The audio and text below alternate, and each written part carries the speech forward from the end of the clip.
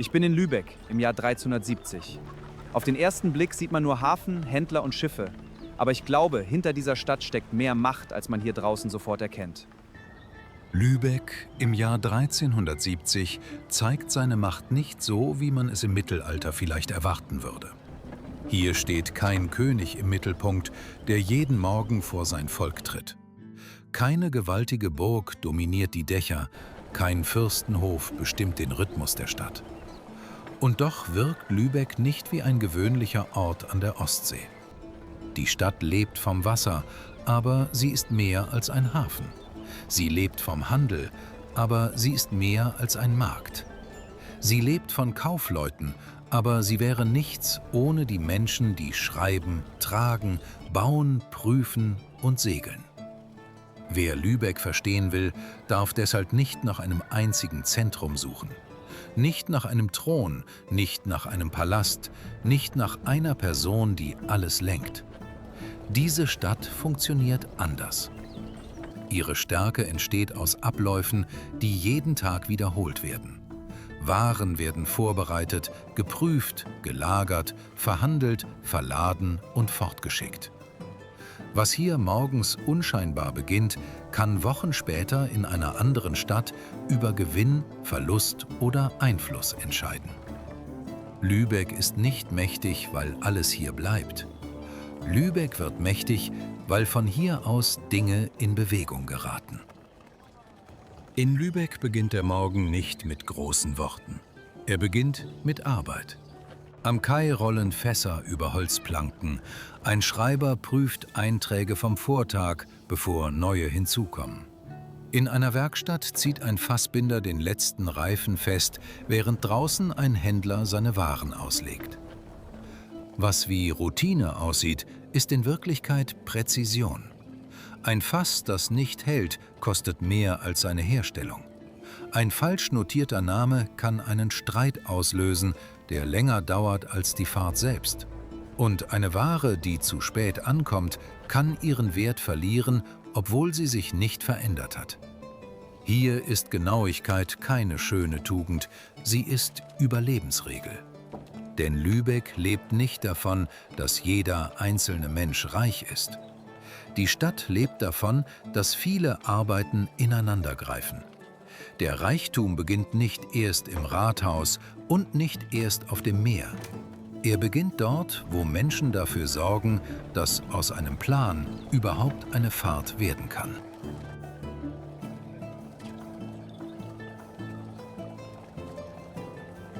Ich hätte nicht gedacht, dass mich diese Stadt so schnell packt. Überall passiert etwas. Aber es wirkt nicht einfach wild oder chaotisch. Es ist laut, voll, anstrengend und trotzdem irgendwie schön. Wer Lübecks Reichtum auf dem Markt sucht, ist zuerst vielleicht enttäuscht. Hier liegen keine märchenhaften Schätze, kein Gold, das sofort blendet, keine Kronen, die erklären, warum diese Stadt wichtig ist. Was man sieht, wirkt gewöhnlicher. Salz, Hering, Wachs, Tuch. Aber gerade diese Waren zeigen, wie mittelalterlicher Handel wirklich funktioniert. Salz macht Lebensmittel haltbar. Hering kann Menschen über weite Strecken versorgen. Wachs bedeutet Licht. Tuch ist nicht nur Stoff, sondern Arbeit, Qualität und Status. Der entscheidende Punkt ist nicht, was diese Waren sind, sondern wohin sie gelangen, wann und an wen. Ein Fass Hering kann am Kai alltäglich wirken. In einer anderen Stadt zur richtigen Zeit kann dasselbe Fass ein Geschäft sein, von dem mehrere Familien leben. Der Markt ist deshalb kein bloßer Verkaufsplatz. Er ist ein Ort, an dem Möglichkeiten geprüft werden. Jeder Käufer sieht nicht nur die Ware vor sich, sondern den Weg, den sie nehmen kann. Ich stehe hier zwischen Salzsäcken, Fässern und Stoffballen. Und langsam verstehe ich, wie unscheinbar Macht aussehen kann. Lübeck wirkt nicht stark, weil hier alles glänzt, sondern weil diese Stadt weiß, was wem gehört, wohin es muss und wie viel davon abhängt, dass es wirklich ankommt. Doch bevor diese Waren auf dem Markt liegen, muss jemand entschieden haben, dass sie dort überhaupt liegen sollen. Welche Ware lohnt sich? Welche Route ist sicher genug? Welchem Partner kann man trauen? Diese Entscheidungen fallen nicht am Kai. sie fallen in den Häusern dahinter. Und was dort passiert, ist leiser als der Markt, aber oft gefährlicher. Von draußen wirkt Lübecks Macht greifbar. Man sieht Waren, Häuser, Menschen in Bewegung. Aber das Entscheidende passiert drin. Dort wird verhandelt, gerechnet und entschieden, wem man vertraut und welches Risiko man eingeht. Ein Lübecker Kaufmannshaus ist kein Zuhause im heutigen Sinne. Es ist Wohnraum, Lager und Rechenstube zugleich. Im Erdgeschoss stehen Fässer, Kisten und Tuchballen. Markierungen zeigen, wem etwas gehört, wohin es gehen soll und was noch offen ist. Für Außenstehende sind es Zeichen auf Holz oder Stoff. Für die Familie sind es offene Fragen. Ist das bezahlt? Wartet es noch auf Käufer? Ist es Gewinn oder der Anfang eines Fehlers, der sich erst Monate später zeigt?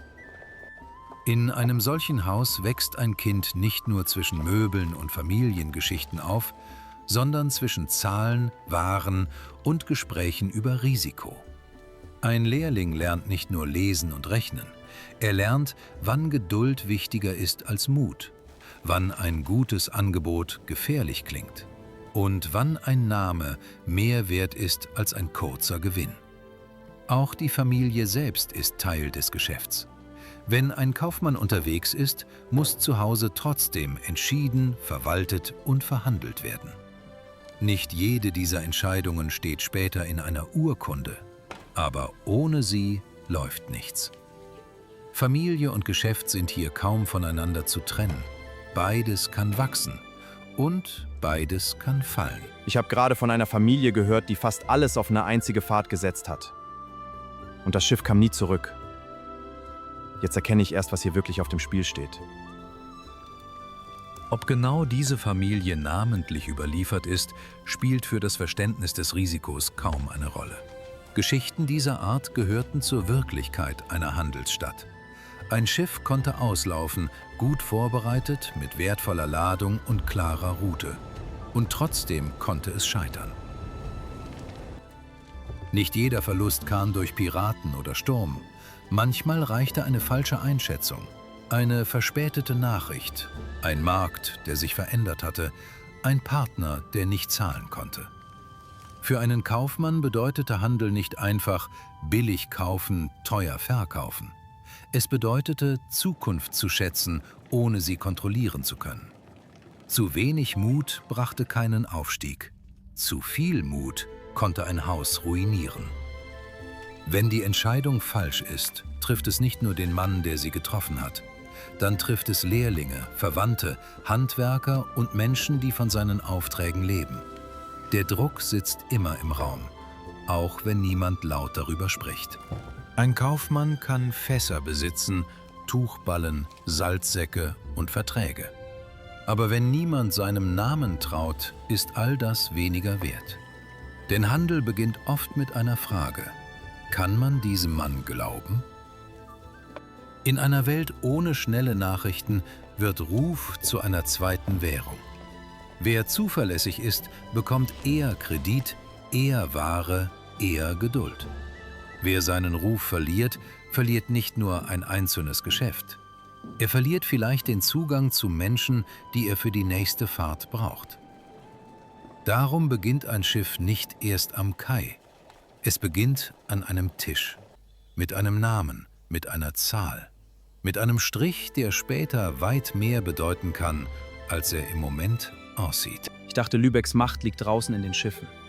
Aber hier merkt man, ohne Namen, Zahlen und Briefe fährt am Ende gar nichts. Und ein Fehler auf diesem Tisch kann Familien zerstören. Übrigens, falls euch solche Videos gefallen, abonniert gerne den Kanal. Dann verpasst ihr keine weiteren Zeitsprünge. Jetzt stehe ich also vor dem Rathaus. Und zum ersten Mal wirkt Lübecks Macht wirklich sichtbar. Aber selbst hier geht es nicht um einen Mann, der alles befiehlt. Es geht darum, wer mitreden darf und wer nicht. Waren brauchen Wege. Und Wege sind nie einfach frei. Jeder Hafen hat Abgaben. Jeder Fürst hat Interessen. Jede Grenze kann zur Blockade werden. Ein Kaufmann, der völlig allein handelt, ist verwundbar, sobald seine Ware die vertrauten Mauern verlässt. Deshalb wird Lübeck politisch. Nicht, weil jeder Kaufmann ein Herrscher sein will, sondern weil großer Handel irgendwann Rechte braucht, die niemand allein durchsetzen kann. Im Rathaus wird gefragt, wer wo verkaufen darf, welche Abgaben gerecht sind und welche Willkür. Es geht um Schutz, um Privilegien, um Streitfälle und um die Frage, wie Lübecker Kaufleute in fremden Städten auftreten können, ohne dort schutzlos zu sein. Das klingt trocken, aber es entscheidet darüber, ob Handel wächst oder erstickt. Ein geringer Zoll kann ein Geschäft lohnend machen. Ein sicherer Lagerplatz kann Vertrauen schaffen. Ein altes Privileg kann wichtiger sein als eine ganze Ladung Ware. Das Rathaus ist deshalb mehr als ein Verwaltungsort. Es ist der Ort, an dem Lübeck versucht, aus Handel Reichweite zu machen. Ich habe gerade erfahren, dass Lübeck in diesem Jahr vor paar Monaten erst einen Krieg gewonnen hat. Nur durch ihre Handelsmacht. 1370 ist kein zufälliger Zeitpunkt. In Stralsund wird ein Frieden geschlossen, der zeigt, wie weit die Macht der Hansestädte inzwischen reicht. Er beendet den Krieg gegen Dänemark und macht deutlich, dass Lübeck und seine Verbündeten nicht nur Händler sind, die um gute Preise bitten. Sie können Druck aufbauen, mit Schiffen, mit Bündnissen, mit militärischer Kraft, wenn Verhandlungen scheitern. Und mit dem, was Dänemark besonders trifft, dem Handel. Der dänische König Waldemar IV. Hatte hansische Rechte verletzt und damit einen Konflikt ausgelöst, der weit über einzelne Kaufleute hinausging. Die Städte reagierten nicht wie ein klassisches Königreich, aber auch nicht machtlos. Sie handelten gemeinsam. Und genau darin liegt der entscheidende Punkt. Die Hanse hat keinen König, der über allem steht, keine Hauptstadt im modernen Sinn, keine einheitliche Staatsmacht, die jeden Konflikt sofort lösen kann. Gerade deshalb ist sie so besonders. Sie entsteht aus Interessen, die sich überschneiden. Kaufleute und Städte brauchen sichere Wege, verlässliche Bedingungen, Schutz vor Willkür und Gewicht gegenüber fremden Herrschern. Aus solchen Bedürfnissen wächst ein Geflecht aus Städten, Kontoren, Absprachen und gemeinsamen Entscheidungen. Lübeck spielt darin eine besondere Rolle. Die Stadt liegt günstig, besitzt Erfahrung und hat genug Gewicht, um nicht nur mitzuhandeln, sondern mitzugestalten. Der Friede von Stralsund zeigt, dass diese Macht nicht nur auf dem Markt existiert. Sie kann Könige zum Rechnen bringen und manchmal zum Nachgeben. Ich muss sagen, dass ich die Menschen und Schiffe jetzt mit ganz anderen Augen ansehe. Heute Morgen hätte ich niemals daran gedacht, wie viel hier eigentlich auf dem Spiel steht. Am Ende führt alles wieder zum Wasser. Nicht, weil der Hafen lauter wäre als die anderen Orte der Stadt, sondern weil sich dort entscheidet, ob aus Planung Wirklichkeit wird. Im Rathaus kann man Rechte verteidigen, im Kaufmannshaus kann man klug rechnen. In den Werkstätten kann man sorgfältig arbeiten, doch erst am Kai wird daraus eine Fahrt. In diesem Jahr 1370 trägt jedes Schiff, das Lübeck verlässt, mehr mit als Ladung. Es trägt den Beweis, dass diese Stadt noch funktioniert, dass Stralsund kein Zufall war, dass Verträge, Waren, Werkstätten und Familien am Ende in einem einzigen Moment zusammenlaufen. Dem Moment, in dem die Kogge ablegt. Auf dem Papier kann alles stimmen. Die Ware ist geprüft, die Route ist bekannt, der Käufer wartet. Aber das Meer hält sich nicht an Rechnungen. Wind kann ausbleiben, Stürme können aufziehen, ein Markt kann sich in den Wochen der Überfahrt verändert haben. Ein Partner, der heute zuverlässig scheint, kann am Zielort selbst in Schwierigkeiten stecken. Deshalb ist jeder Aufbruch mehr als Routine. Er ist ein Wagnis.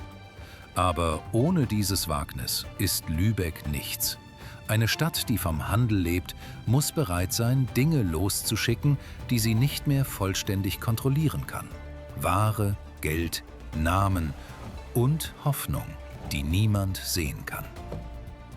Eine Kogge am Kai sieht stark aus, breit, schwer, belastbar. Doch ihr eigentlicher Wert zeigt sich erst, wenn sie ablegt. Erst dann beginnt die Prüfung. Großer Handel war oft kein einsamer Traum eines einzelnen Mannes. Er war verteilt. Auf Familien, auf Partner, auf Menschen, die gemeinsam hofften, dass eine Fahrt gelingt, weil keiner von ihnen das ganze Risiko allein tragen konnte. Vielleicht gehört ein Fass einer Familie, ein Ballentuch einer anderen, ein Anteil am Gewinn einem Verwandten, der gar nicht am Kai steht. Vielleicht hängt an dieser Ladung ein alter Verlust, eine neue Hoffnung oder der Versuch, nach einem schlechten Jahr wieder Boden unter die Füße zu bekommen. Genau deshalb ist dieser Moment so schwer. Wenn dieses Schiff ausläuft, verlässt nicht nur Besitz die Stadt, es verlässt Vertrauen die Stadt. Und Vertrauen ist immer verletzlich. Dann werden die Seile gelöst. Holz knarrt, Wasser schlägt gegen den Rumpf, die Kogge dreht langsam vom Ufer weg. Nicht jede Fahrt wird später in den Chroniken stehen. Viele werden nur noch Zahlen sein, Namen in Büchern, Einträge in Rechnungen, die irgendwann verblassen. Aber zusammen bilden sie den Rhythmus einer Stadt, die immer wieder bereit ist, ihre Arbeit, ihr Geld und ihren Ruf auf den Weg zu schicken. Wenn die Kogge die Trave hinabgleitet, fährt nicht einfach ein Schiff hinaus. Eine Entscheidung verlässt den Hafen, eine Erwartung, ein Teil von Lübeck. Das ist die eigentliche Größe dieser Stadt, nicht, dass sie nie verliert, sondern dass sie gelernt hat, trotz Unsicherheit immer wieder aufzubrechen. Heute Morgen dachte ich noch, Lübeck sei einfach eine reiche Handelsstadt. Ein Hafen, Kaufleute und Schiffe mit Waren. Aber jetzt, am Ende dieses Tages, wirkt das alles anders. Ich habe gesehen, dass hinter jedem Fass Menschen stehen, hinter jedem Vertrag Vertrauen und hinter jedem Schiff eine Entscheidung, die niemand ganz kontrollieren kann. Am Abend wird Lübeck nicht still. In den Häusern werden Rechnungen geprüft, in Werkstätten bleibt Arbeit liegen, die morgen weitergeht. Am Hafen werden Waren vorbereitet, obwohl ein Schiff gerade erst verschwunden ist.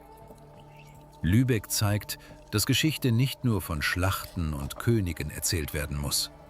Manchmal verändert eine Stadt die Welt, indem sie Dinge möglich macht, indem sie Wege schafft, Rechte sichert und nach Verlusten weitermacht. Andere Städte zeigen ihre Macht mit Burgen. Lübeck zeigt sie mit einem Schiff, das den Hafen verlässt, wieder und wieder, trotz allem.